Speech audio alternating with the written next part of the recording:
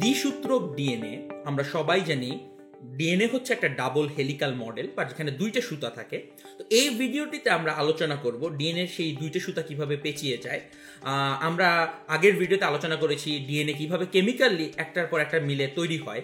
এই ভিডিওর মেন উদ্দেশ্য হচ্ছে এই দুটো সুতা মিলে কিভাবে এই ডাবল হেলিক্যাল মডেলটা তৈরি করে।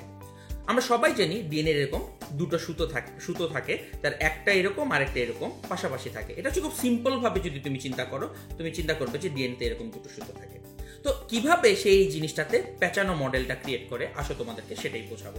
এটার জন্য আমরা একটু সহজে একটা তারের হেল্প নিব। জাস্ট চিন্তা করো এই যে কালো তারটা, চিন্তা করো যে এর দুটো সুতা আছে। তো এই দুটো সুতাই হচ্ছে ডিএনএর দুটো স্ট্র্যান্ড বা দুটো সুতা। এখন চিন্তা করো এটা হচ্ছে একটা বেস যার উপর এই সুতাটা পেঁচাবে। তাহলে চিন্তা করো এই গোলাকার বেসটার উপর নিয়ে সুতাটাকে এভাবে ধরে তুমি জাস্ট এভাবে পেঁচানো শুরু করো। দেখো জিনিসটা কিরকম দাঁড়ায়, লক্ষ্য করো, তাকিয়ে দেখো। জাস্ট জিনিসটাকে এভাবে যদি পেঁচাতে থাকো, দেখো দুটা সুতা পাশাপাশি এখনো একজন আরেকজনের সমান্তরাল হিসাবে আছে। দুটা সুতা একজন আরেকজনের সমান্তরাল হিসাবে আছে, কিন্তু সে এই পুরো হেলিক্যাল মডেলটার উপরে পেঁচিয়ে আছে। তো ডিএনএ রিয়েল লাইফে এইভাবেই থাকে, কিন্তু মজার ব্যাপার হচ্ছে তার মাঝখানে এই বেসটা থাকে না। বেসটা না থাকা সত্ত্বেই সে সুন্দরভাবে ডিএনএটা এইভাবে পেঁচিয়ে থাকতে পারে। তো এইটাই হচ্ছে ডিএনএ রিয়েল লাইফ ভিউ। ডিএনএটা এইভাবে ডাবল হেলিক্যালি পেঁচিয়ে থাকবে। তো এটাকে যখন তুমি ছবি এঁকে বোঝাও, জিনিসটা দেখতে অনেকটা এরকম থাকে। আচ্ছা, এখন এই ডাবল হেলিক্যাল মডেলটার ভিতরে বেশ কিছু কথাবার্তা আলোচনা করার মতন আছে।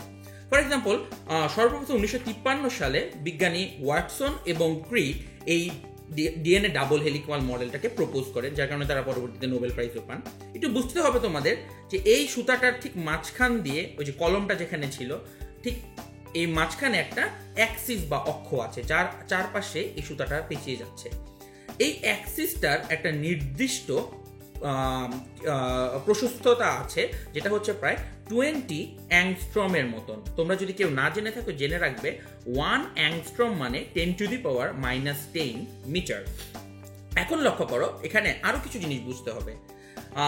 একটা প্যাচ কতটুকু লম্বা হয়? তোমরা যারা ছোটবেলায় ওয়েভের ব্যাপারটা চিন্তা করেছো, তোমরা জানো একটা ওয়েভ হচ্ছে এতটুকু লম্বা, এটাকে আমরা একটা ওয়েভ বলি। তো ডিএনএ তেও যদি চিন্তা করো, এখান থেকে শুরু করে এইখান থেকে জিনিসটা স্টার্টিং হয়ে এইখান পর্যন্ত আসতে, এটাকে আমরা বলবো একটা প্যাচ। ডিএনএর এই একটা প্যাচ প্রায় 34 অ্যাংস্ট্রম লম্বা হয়।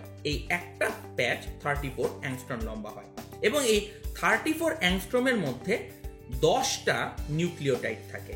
তার মানে ডিএনএর প্রতি প্যাচে, তাই প্রত্যেক টার্নের মধ্যে 10টা করে নিউক্লিওটাইড থাকে। হিসাব করে দেখা গেছে যে এই 34 অ্যাংস্ট্রমের মধ্যে 10টা নিউক্লিওটাইড থাকে। এখন আমরা কিছু কমন সেন্সের চিন্তা করব। এই যে 10টা নিউক্লিওটাইড, তোমরা জানো নিউক্লিওটাইডগুলো জোড়া হয়, এ এর সাথে টি এর জোড়া হয়, অথবা জি এর সাথে সি এর জোড়া হয়। ধরো অন এন এভারেজ এই 10টা নিউক্লিওটাইডের মধ্যে 5টা হচ্ছে এটি আর 5টা হচ্ছে জিসি। তাহলে একটু চিন্তা করো 5টা এটিতে কয়টা ডাবল বন্ড আছে? তাহলে 5 × 2, কারণ এটির মাঝখানে 2টা বন্ড থাকে, 10টা ডাবল বন্ড। আর চিন্তা করো 5টা জিসিতে টোটাল কয়টা হাইড্রোজেন বন্ধন আছে? একটা জিসিতে থাকে 3টা বন্ড, তাই 5টা জিসিতে আছে 15টা।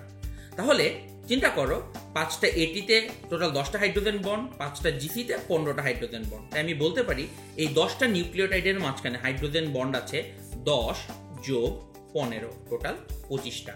তার মানে ডিএনএর প্রত্যেকটা টার্ন 34 অ্যাংস্ট্রম লম্বা, যাতে 10টা নিউক্লিওটাইড থাকে, এবং এই 10টা নিউক্লিওটাইডের মাঝখানে 25টা হাইড্রোজেন বন্ধন তৈরি করে আছে।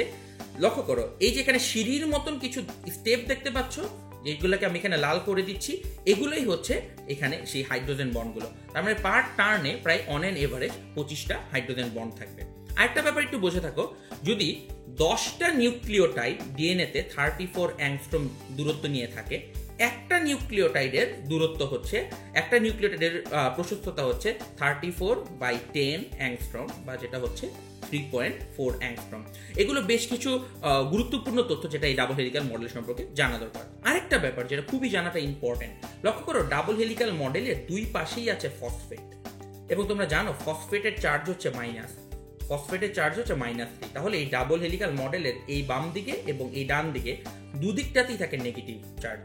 তার মানে ডিএনএর পুরা গা জুড়ে তার বাইরের দিকে থাকতেছে নেগেটিভলি চার্জ। তাহলে সবসময় মনে রাখবে ডিএনএ এমন একটা অণু যেটা হচ্ছে খুবই হাইলি নেগেটিভ চার্জ যুক্ত। তাই মনে রাখবে ডিএনএ সবসময় নেগেটিভ চার্জ যুক্ত অবস্থায় থাকে। তোমাদের মনে মনে কোশ্চেন আসতে পারে ডিএনএ কে বলা হয় নিউক্লিক অ্যাসিড, এই অ্যাসিড কথাটা কেন আসছে? তোমরা জানো ডিএনএ এর একটা অন্যতম উপাদান হচ্ছে এইখানকার ফসফেট গ্রুপ, যেটা আসে ফসফরিক অ্যাসিড থেকে। যেহেতু ফসফরিক অ্যাসিড থেকে আসে তাই এটার অ্যাসিডিটির কিছু বৈশিষ্ট্য থাকে। এই ফসফেট গ্রুপের কারণে ডিএনএ কে আমরা অ্যাসিড হিসাবে বলে থাকি। তাহলে অন অ্যান এভারেজ যদি আমরা পুরো কথাটা বলতে চাই, ডিএনএ একটা দ্বিসূত্রক গঠন যেখানে সুতাটা এরকম একটা অ্যাক্সিসের চারদিকে পেঁচানো অবস্থায় থাকে। যদিও এই সুতার এই ভিতরের অ্যাক্সিসটা রিয়েল লাইফে থাকে না, তারপরও সুতাটা মানে বাইরের দিকে ডান দিকে এরকম পেঁচানো অবস্থায় থাকে। ডিএনএর পার টার্নের দৈর্ঘ্য হচ্ছে 34 অ্যাংস্ট্রম, যেখানে 10টা নিউক্লিওটাইড থাকে এবং যেখানে অন অ্যান এভারেজ 25টা হাইড্রোজেন বন্ধন থাকে। তো এটাই ছিল ডিএনএ ডাবল হেলিক্সের বেশ কিছু ফ্যাক্টস।